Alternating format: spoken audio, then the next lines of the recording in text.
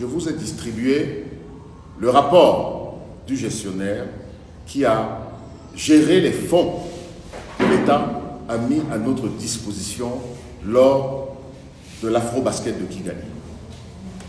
Dans ce rapport, vous le lirez, la Fédération centrafricaine a dû mettre de l'argent pour compléter les fonds que l'État a mis à notre disposition. Ce n'est pas nous qui le disons, c'est le gestionnaire des fonds qui a géré les fonds de l'État qui le dit. Alors, c'est un paradoxe de mettre de l'argent et de voler cet argent. Si on avait de l'argent à voler, on n'aurait pas eu besoin de mettre de l'argent. Ça, c'est la première chose. Nous avons distribué ce document parce que pendant longtemps, on nous a dit, mais quel est le rapport?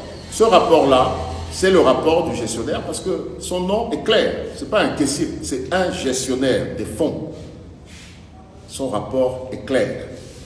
La Fédération centrafricaine de basketball a mis de l'argent parce que l'argent, il faut savoir que pour cette sortie-là, préparation et participation à l'Afro-Basket, nous avions demandé plus de 200 millions et l'État nous a donné que 140 millions. Nous avons fait des économies, mais ça ne suffisait pas. C'est pour ça que nous avons été obligés de compléter. Vous verrez dans ce rapport.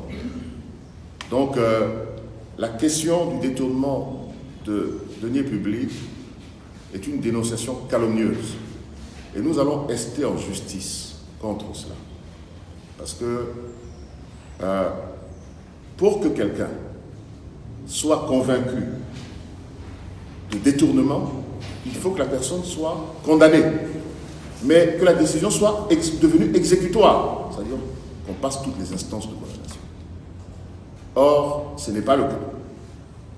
Bien au contraire, aujourd'hui, par rapport, et vous le lirez dans le rapport de cet agent des finances publiques, c'est la fédération qui a complété cet argent pour que nous arrivions au terme de cette sortie à Kigali. L'une des raisons évoquées par le ministre, c'est de dire que la Fédération centrafricaine de basketball n'a pas le programme. Je pense que je vous prends un témoin, vous êtes tous dans cette salle. Le projet de la renaissance du basket centrafricain a été décliné lors des élections. Nous étions pratiquement avec Guy Maurice Libio, les deux qui avions un programme crédible. C'est sur la base de ce programme que nous avons été élus. Mais rien de nos textes ne nous oblige à décliner chaque année au ministère de tutelle nos programmes annuels. Nous avons obligation d'exécuter ce programme. Vous les avez eus, je peux vous les envoyer, je peux vous l'envoyer encore à nouveau. Tous les points de ce programme, c'est ce que nous sommes en train d'exécuter. C'est comme un président de la République, quand il est élu, il a son programme et il exécute ça régulièrement en fonction d'un chronogramme qu'il a établi. Voilà notre programme. Ce programme est connu et nous travaillons sur la base de ce programme. On nous a dit que nous n'avions pas de texte de reconnaissance. Je vous ai distribué à tous l'agrément d'exercer sur le territoire centrafricain des activités de la Fédération qui a été signé par le ministre de l'Administration du Territoire, de la Décentralisation et du Développement local en 2018. Il faut d'abord rappeler que la Fédération centrafricaine de basketball existe depuis le début des années 60 et c'est aujourd'hui qu'on vient nous dire que nous n'avons pas d'agrément d'existence légale. Si ce n'était pas aussi grave, ça prêterait à sourire. Mais c'est grave.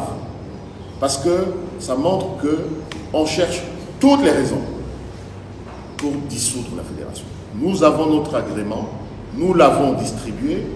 Et cet agrément-là, le ministère, c'est en 2018, nous n'étions pas encore en fonction. Donc c'est le ministère qui doit, le bureau fédéral sortant, a donné une copie au ministère. Maintenant, si dans les archives du ministère, ça n'existe pas, la responsabilité n'incombe pas au bureau fédéral. Ça, pour nous, c'est important de le savoir. On nous dit que nous avons diffamé, calomnié, mais nous voulons que les preuves, parce que nous allons rester en justice, nous voulons que les preuves soient données.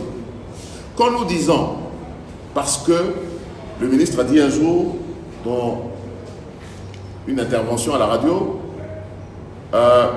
ils ont pris l'argent de l'État, ils ont joué avec. Et nous avons dit au ministre, non, l'argent de l'État ne suffisait pas, nous avons complété.